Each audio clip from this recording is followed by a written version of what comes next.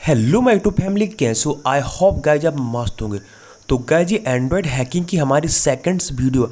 आज के इस वीडियो में बात करेंगे एंड्रॉयड का आर्किटेक्चर के बारे में, यानी एंड्रॉयड कैसे डिजाइन हुआ और एंड्रॉयड में क्या क्या आपको फंक्शन मिलते हैं देखने के लिए। तो गाइज सबसे पहले हम चलते हैं अपने पावर पॉइंट में और देन मैं आपको यहाँ पे एक्सप्लेन करता हूँ ए टू जेड हर एक चीज़। तो गाइज हम आगे अपने पावर पॉइंट में अपने कोर्स की सेकंड वीडियो। तो अब हम बात करते हैं एंड्रॉयड का कुछ बेसिक आर्किटेक्चर के बारे में।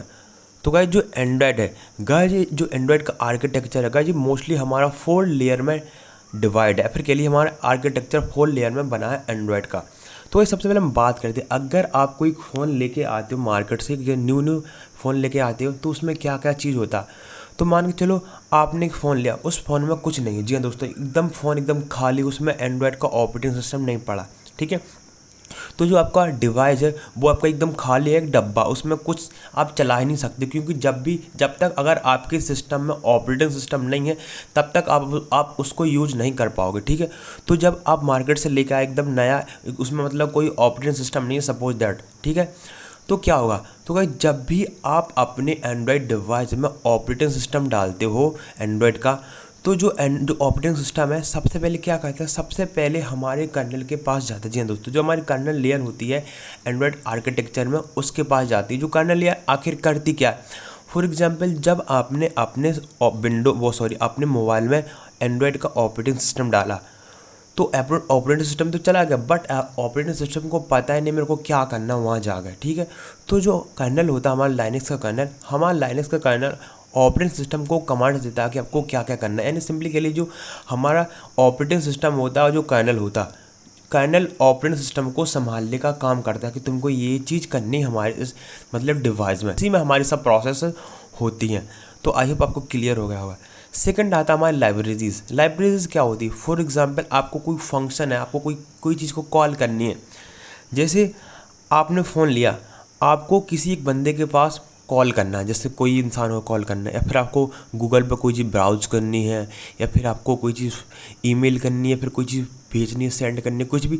तो क्या जितनी भी प्रोसेस होती हैं, जितनी भी कॉल होती हैं गाइस जी हमारी लाइब्रेरी में कॉल होती हैं। सिंपली के लिए लाइब्रेरी लेयर में हमारी कॉल होती है। जो लाइनक्स लेयर होती है, जो लाइनक्स की कर्नल लेयर होती है, एक कर्नल आपका जो ऑपरेटिंग सिस्टम है और जो सिंपली यूज़र है उसको एकदम कह ली इंटरेक्ट करने का काम कर दी। अगर आपके सिस्टम में ऑपरेटिंग सिस्टम में कर्नल नहीं होगा तो वो कुछ नहीं कर पाएगा। फॉर एग्जांपल मैं आपको समझाऊँ, यानी एक आर्मी टीम है, आर्मी टीम में क्या होता है, एक कर्नल होता है जो कि हमारे जो बाकी कमांडो होती है उनको मतलब उनको बोलता है कि तुम ये करो वो करो। यानी कह ली एक किस्म का हेड होता है पूरी आर्मी का, जो कर्नल होता है।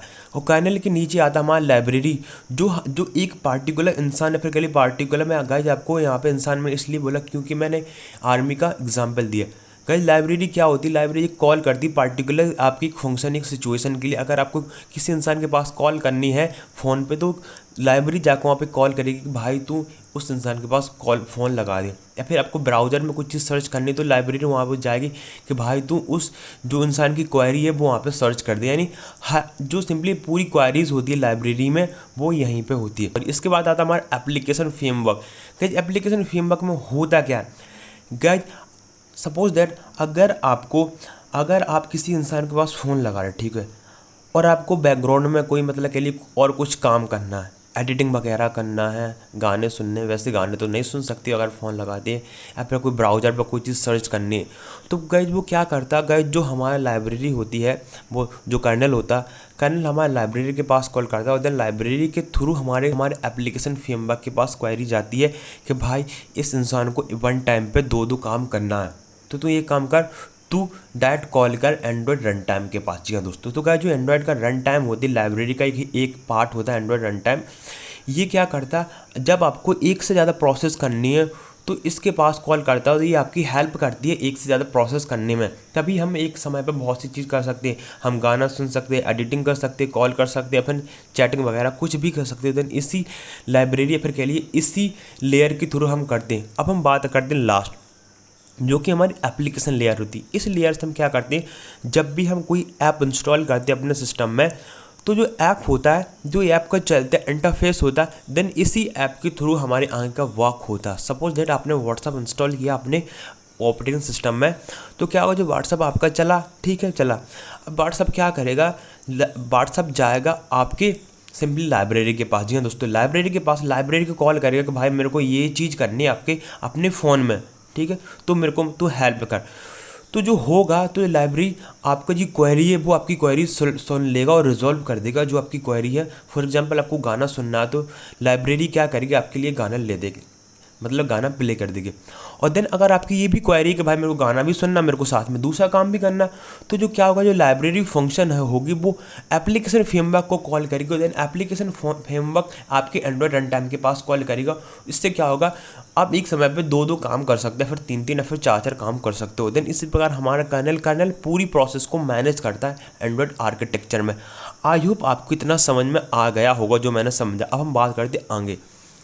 अगर आपको फिर भी नहीं समझ में आया तो मेरे को कमेंट कर देना, मैं आपको दोबारा सेपरेट वीडियो बना दूंगा, बट आई होप आपको समझ में आ गया होगा। तो ये अब हम बात करते हैं बिट की, यानी 32 बिट एंड 64 बिट। गाइस आपको पता होना चाहिए कि जो आपका ऑपरेटिंग सिस्टम है वो किस बिट का बना है। तो सबसे पहले हम बात करते हैं, आखिर क्यों जानना चाहते हैं बिट के लिए क्या होता है बिट्स है। तो देखो गाइस, आगे जो वीडियो आने वाली है सब प्रैक्टिकल आने वाले, आपको पता। तो गाइस आगे हम किसी के लिए वायरस बनाएंगे, फिर पेलोड बनाएंगे, तो हमको पता होना चाहिए जो हमारा सामने वाला विक्टिम है वो एक्चुअल में कौन सा कितनी बिट का आर्किटेक्चर फॉलो कर रहा है। ऐसा नहीं हमने बना दे उसके लिए 64 बिट का वायरस फिर के लिए पेलोड, तो उसके जो विक्टिम है हमने तो बनाया 64 बिट का, लेकिन जो सामने वाला विक्टिम है वो 64 बिट का आर्किटेक्चर यूज ही ना करता हूँ। सपोज दैट वो 32 बिट का आर्किटेक्चर फॉलो करता है, तो आपका जो सिंपली पेलोड है वो उस विक्टिम के पास, आपके उस विक्टिम के फ़ोन में यूज नहीं होगा। तो आई होप आपको पता चलेगा कि क्या होता है बिट, और मतलब 64 बिट क्या होता है और 32 बिट क्या होता है, इसलिए हमको जानना जरूरी है। अगर आपको नहीं पता कि मेरा जो डिवाइस उसमें कौन सा बिट है, तो आप सिंपली प्ले स्टोर पर जाना, वहाँ पर लिखना CPU-Z एक ऐसा एप्लीकेशन है जो अगर आप उसको यूज करो तो सिंपली आपको पता चल जाएगा जो आपका डिवाइस है वो एक्चुअली कितने बिट का है। तो आई होप आपको वीडियो अच्छी लगी होगी जो मैंने आपको समझाया। जैसे मैंने आपको बताया, मैं कभी भी थ्योरी स्किप नहीं करता हूँ, हमेशा थ्योरी को लेकर चलता हूँ। तो आई होप अगर आपको वीडियो अच्छी लगी तो वीडियो लाइक कर दें, चैनल सब्सक्राइब कर दें। मिलेंगे अगले वीडियो, तब तक के लिए जय Hind, Vande Mataram, love you to all.